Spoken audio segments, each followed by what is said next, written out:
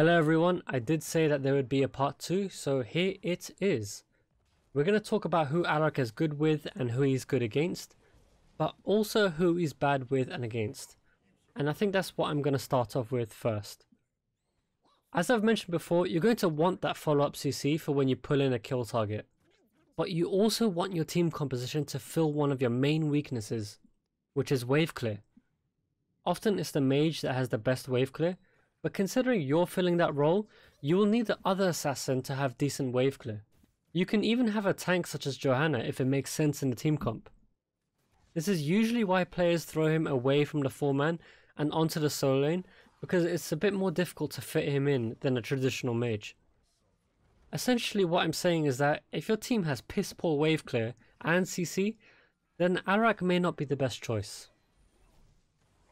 Moving on to who he's bad against, this is a bit of a tough one for me because, for me it doesn't really matter who the enemy has, because I just kill them all the same way. It's not funny. It's not funny, okay? Anyway, one of the main things that can be bad for you is that in a scenario where you isolate one target with your combo, the enemy having a Mediz or Uther can pretty much completely negate the damage. The thing with that though is Alarak is able to build in two ways. One where you have a huge burst tied to your combo, and the other is making your poking tool way stronger. So even in the event that the enemy has tools to negate or mitigate big bursts of damage, you have the option to go for the E build. Another thing that can be bad for you is a tanky frontline. If they have a double frontline plus a bruiser such as Thrall, this can often be difficult to deal with if you go for the standard build which invests into the combo, because more often than not they're just going to ignore the damage. This is another time where going E build can be better because slowing down melee heroes and dealing damage from a safe distance may be a better choice. Another thing I want to quickly mention is that heroes with displacement abilities such as ETC's W, especially with loudspeaker as you can see in this match, it can actually make you flop your combo or flop whatever skill shot you're using.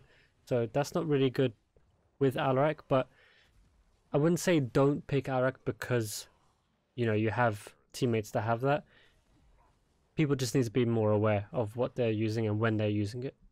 So to know what he's good against, you need to know what the enemy has to stop you doing what you want to do. I'll take Uther as an example again. I would normally take E-build against him because he struggles to deal with poke damage. But if I was against Malfurion, who doesn't have an oh shit button, then I would take a more bursty build because I know he excels at dealing with sustained poke damage. This is the line of thinking you should have as a player, not just when playing Alarak, but in a general sense. You need to adopt this kind of thinking so that you can become better. Auto-attack assassins are good to go against because often they need to be in their auto-attack range to deal damage. Heroes like Lunara or Vala can be punished hard when you have talented into applied force, which you absolutely should be doing 95% of the time. Unfortunately, there's few heroes that I look at and say, Alarak is a must pick here because I hard counter them. So, to take away from this video, ask yourself these questions in draft. Does my team have wave clear? Does my team have the follow-up CC? What kind of damage are they good at dealing with? And then the final question, which if answered yes, may just be enough to throw in the towel and call it quits. Do they have a Murky?